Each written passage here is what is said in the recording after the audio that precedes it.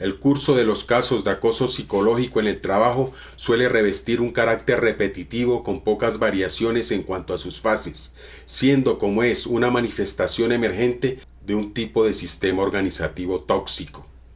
El moving presenta un patrón de evolución bastante fijo, que sigue sorprendiendo a víctimas y terapeutas.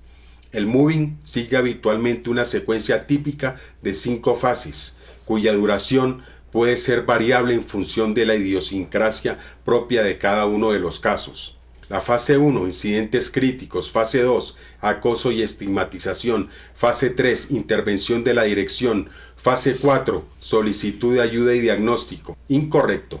Fase 5, salida o expulsión. Fase 1, incidentes críticos. El moving suele venir precedido de situaciones y relaciones personales altamente positivas entre víctima y hostigador. Esto lleva a una gran confusión a la víctima. La situación desencadenante del acoso suele verse como un conflicto, una diferencia de opiniones, un malentendido, un desencuentro que en un momento determinado adquiere mayor proporción, escalando rápidamente. Esta primera fase no constituye acoso psicológico y suele durar muy poco tiempo.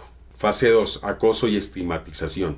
En esta fase la persona que ha sido elegida es objeto de una focalización. Se trata de señalarla a ella y solo a ella como alguien que merece los ataques de que va a ser objeto. No suele resultar extraño que comience aquí un periodo de satanización que intenta proponer a la persona como malvada, pérfida, malintencionada, torpe, etc. En esta fase el acoso se desarrolla mediante comportamientos de hostilidad repetidos que en otro contexto distinto no revestirían mayor importancia, ni implicarían agresión ni intentos de excluir o de deshacerse de alguien. Se señala al trabajador objetivo como una persona especialmente torpe, incapaz o malintencionada. A veces se decretan contra ella medidas que la estigmatizan o señalan frente a los demás trabajadores, como por ejemplo, prohibiciones de acceder a determinados lugares o de usar herramientas o equipamientos que no afectan nada más que a ellos. Emisión de mensajes, órdenes o instrucciones de no hablar o no relacionarse con el trabajador. Difusión de chismes, leyendas negras o calumnias. Maltrato o humillación hacia la persona con vistas a hacerla parecer como indigna de respeto o de consideración humana. Instigación a que otros trabajadores emulen al hostigador. Una vez que se hace perder el respeto a la dignidad del trabajador, todo es más fácil, sobre todo si éste no hace nada por defenderse o hacer frente.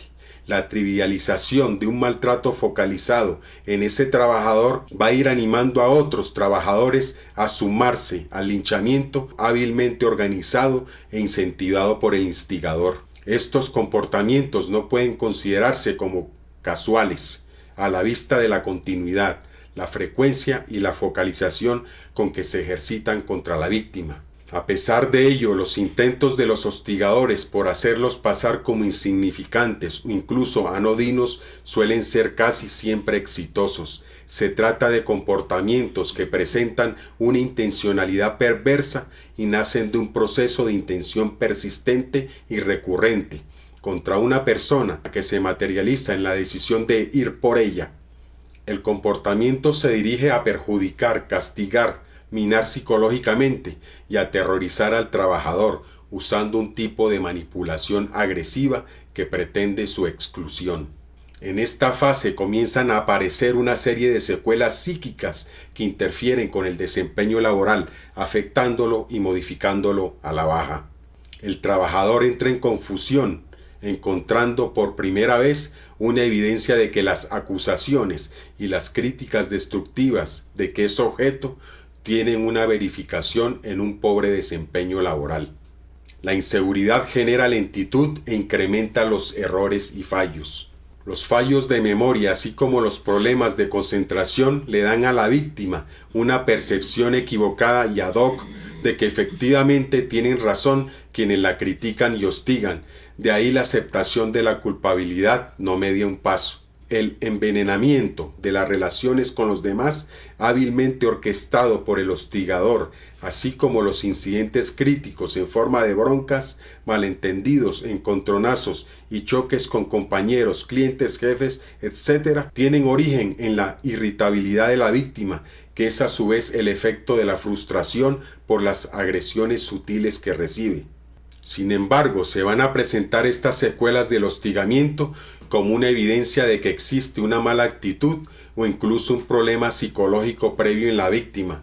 Con ello, los agresores suelen presentar el efecto del moving que han generado ellos mismos como la causa del mismo, aduciendo que lo único que le ocurre a la víctima es que está resultando víctima de su propio mal desempeño laboral, de su mala relación humana con los demás, de su mala disposición al trabajo o de sus problemas psicológicos previos. Este proceso de estigmatización termina consiguiendo su propósito de presentar a la víctima ante la opinión pública como torpe, incapaz o malintencionada o desequilibrada psicológicamente. Con ello se le hace aparecer como merecedora del castigo que recibe. Se consigue además que las víctimas entren en una fase de confusión y de inculpación, que es el antecedente de la indefensión con que viven el moving y que explica la paralización ante el acoso que padecen.